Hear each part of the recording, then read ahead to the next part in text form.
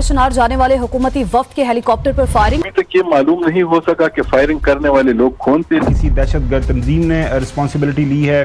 और ये जो हेलीकॉप्टर जो था प्रोविंशियल गवर्नमेंट के डेलीगेट को लेके जा रहा था खुरम डिस्ट्रिक्ट के अंदर, रास्ते में इसके ऊपर हमला हो गया। पंजाब की चीफ मिनिस्टर छींक भी मारती हैं तो वो सुर्खी बन जाती है, वो लीड और सुपर लीड स्टोरी बनती है। जाने जा रही हैं तो जाएं, क्या फर्क पड़ता है, क्योंकि मरने वाले ना हुक्मरान हैं ना हुक्मरानों के बच्चे हैं, ये तो आम आवाम हैं, उनकी जान कहाँ अजीज होती है। लेकिन पिछले 48 घंटे के अंदर कहा जा रहा है तकरीबन 100 से ज्यादा लोग पाक अफगान बॉर्डर के ऊपर मारे जा चुके हैं। क्या इस मुल्क के अंदर कोई सिक्योरिटी फोर्सेस नहीं है? बॉर्डर के ऊपर उस दिन भी अटैक हुआ, सिक्योरिटी फोर्सेस ने रिपल्स किया इस अटैक को। बनू के अंदर वाकयात बढ़ रहे हैं। पूरा जो खैबर पख्तूनख्वा है वो दहशतगर्दी की लपेट में है, लेकिन कुरम गुज़िश्ता 3 दिन से लहू में डूबा हुआ है। मियां साहब, हुकूमत इतनी ही बेचारी है। चीफ सेक्रेटरी, आईजी और लॉ मिनिस्टर जिस हेलीकॉप्टर में सवार होते हैं उसको अटैक किया जाता है, तो इसका मतलब है कि ये ऐसा मामला है कि जो संभाले नहीं संभल रहा, बेकाबू है, आउट ऑफ कंट्रोल है। और सब कुछ छोड़ के अगर किसी तरफ हमारा फोकस होना चाहिए तो वो जीबी है। अगर जीबी पे भी फोकस ना किया तो जीबी हाथ से निकल जाएगा। ये हमारा जो जिगर का टुकड़ा है वो अलहदा हो जाए। साथ में बंदे मारे गए हैं और हुकूमती लीडरशिप तो बोल ही नहीं सकती। हुकूमती लीडर बोल ही नहीं सकते, लीडरशिप बोल ही नहीं सकती, बात ही नहीं कर सकते। इस्लामाबाद की मेन सड़कें बंद हैं, मोटरवेज बंद हैं, कोई कमेंट ही नहीं कर सकता। गांव के गांव जला दिए गए हैं। कहा जा रहा है कि गांव के गांव जला दिए गए हैं पाक अफगान बॉर्डर के ऊपर। पाकिस्तान में टेररिस्ट एक्टिविटीज एक दफा फिर से अरूज पर पहुंच चुकी है। पाराशनार जाने वाले हुकूमती वफ्द के हेलीकॉप्टर पर फायरिंग। वफ्द में वजीर कानून आफ्ताब आलम, चीफ सेक्रेटरी DIG कोहाट मौजूद थे। फायरिंग में वफ्द के अरकान महफूज रहे। अभी तक ये मालूम नहीं हो सका कि फायरिंग करने वाले लोग कौन थे, लेकिन ये इसकी तस्दीक हो गई है कि ये जो हेलीकॉप्टर जिसमें हुकूमत के अहम तरीन लोग मौजूद थे तो इन पे फायरिंग हुई है। वजीर दाखिला ने भी यहाँ पे आना था, लेकिन वो मौसम की खराबी के बायस नहीं आ सके, इसलिए सिर्फ खैबर पख्तूनख्वा हुकूमत का ये वफद वहाँ गया है और ये वफद जब वहाँ पे लैंड कर रहा था तो इन पे फायरिंग हुई है। अब 50 के करीब हलाकतों का होना किसी भी मुल्क के अंदर ये कोई छोटा वाकया नहीं है कि ये कबायली इलाका भी रहा है, तो वहाँ पे बॉर्डर भी साथ है, इसके साथ कुरम एजेंसी के साथ बॉर्डर भी लगता है और फिर बॉर्डर के से भी लोग जो है तो वहाँ पे बॉर्डर क्रॉस करके भी आ जाते हैं। यहाँ पर वाकयात दहशतगर्दी के बहुत ज्यादा वाकयात हुए हैं और यहाँ पर जो दहशतगर्द तंजीमें थी वो भी यहाँ पर मौजूद हैं। चल रही हैं कि जब हम पाड़ाचनार की कुरम डिस्ट्रिक्ट की तरफ आ रहे थे तो हमारे हेलीकॉप्टर पर फायरिंग की गई है। मैं इस किस्म की बेबुनियाद खबरों की तरदीद करता हूँ। सुनने में आ रहा है हुकूमत कह रही है नहीं कोई हमला नहीं हुआ। So this is what they are making it कि किसी किस्म का कोई हमला नहीं हुआ। चीफ मिनिस्टर छींक भी मारती हैं तो वो सुर्खी बन जाती है, वो लीड और सुपर लीड स्टोरी बनती है। लेकिन मुल्क का एक हिस्सा इस वक्त लहू लहू है। मुल्क का इस वक्त एक हिस्सा अगर ये कहिए कि छलनी है तो कहना गलत नहीं होगा। लोग एक दूसरे को गाजर मूली की तरह काट रहे हैं, लिटरली काट रहे हैं। इमाम मस्जिद का सर काट के फौजी चौकी पर रख दिया जाता है। लोग तमाशा देखने के लिए इकट्ठे हो जाते हैं। बच्चों को, बहनों को, बेटियों को, माओ को, बुजुर्गों को बेदर्दी से कत्ल किया जा रहा है, मारा जा रहा है। लेकिन ना कोई हेडलाइन बन रही है, ना कोई सुपर लीड बन रही है, ना मुल्क का mainstream media breaking news चला रहा है। अगर शहबाज शरीफ साहब के पास रिस्पॉन्सिबिलिटी है, अथॉरिटी कहीं पे और है कि लोग ट्विटर पे लोगों ने मजाक उड़ाना शुरू कर दिया है। क्यों मजाक क्या उड़ाना शुरू कर दिया? हुकूमत हर रोज ये कह रही है कि जी टेररिस्ट थ्रेट्स हैं, हुकूमत कह रही है सिक्योरिटी थ्रेट है, दूसरी तरफ कह रही है कि इंडिया को यकीन दिला रही है कि आप आ जाएं, यहाँ पे कोई प्रॉब्लम नहीं है, लेकिन अपने लोगों को कह रही है बाहर ना निकलना, देखो खतरा है। अब लोग मजाक उड़ा रहे हैं, इसका मतलब है इंडिया पे ठीक पाकिस्तान नहीं ना आ रहा, क्योंकि पाकिस्तान ने कंफर्म कर दिया है कि जी हमारे ऊपर तो दहशतगर्दी के खतरात हैं।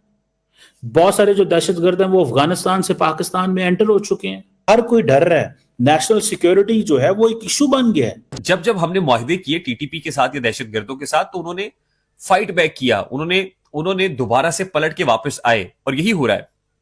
अब इस मौके पे IRGC बैक्ड ज़ैनुबिया जो ब्रिगेड है वो भी है, ISIS खुरासान के लोग जो ट्रेंड लोग हैं वहां के, ज़ैनुबिया ब्रिगेड में जाके जिन्होंने इंटरनेशनल फोरम्स के ऊपर जाके ट्रेनिंग्स ली हैं वो इस जगह पर मौजूद है।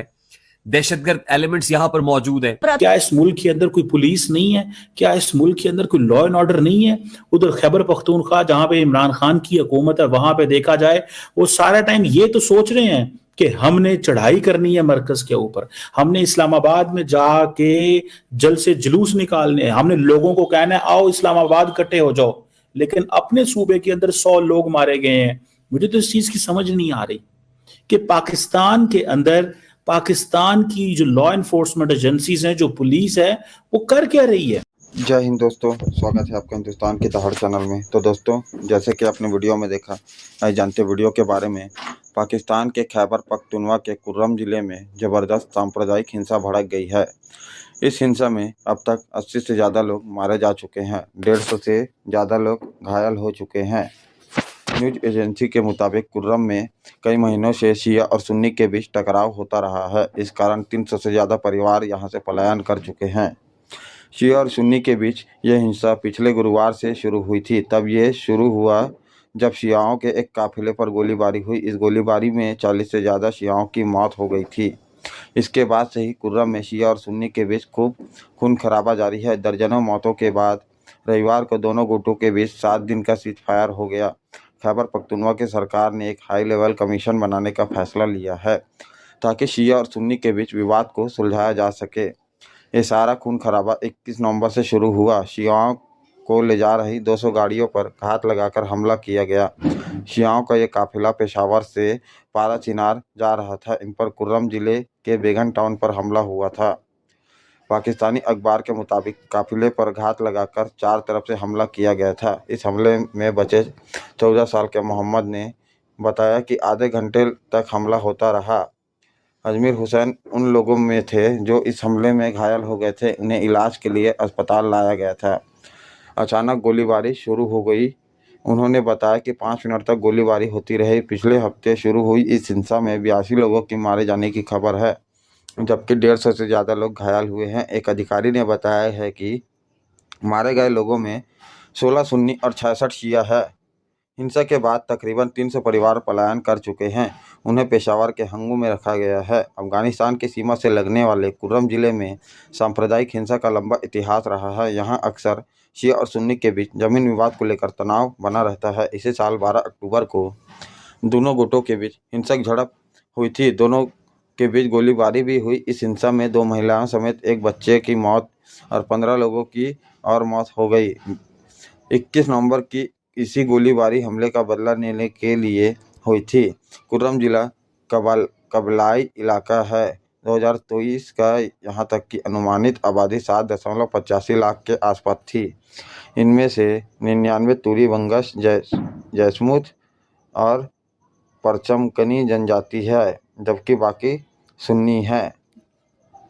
कुर्रम में लगभग 45% शिया और शियाओं की ज़्यादातर आबादी पर कुर्रम में रहती है, जबकि लोअर और सेंट्रल कुर्रम में सुन्नियों का दबदबा है। एक वक्त था जब लोअर और सेंट्रल कुर्रम में भी शियाओं का दबदबा था, लेकिन अब वो सिर्फ अपर कुर्रम तक ही सीमित है। तो दोस्तों, अगर आपको ऐसी वीडियो देखना पसंद है तो हमारे चैनल को सब्सक्राइब करें तथा वीडियो को लाइक करना ना भूलें। धन्यवाद। जय हिंद, जय भारत।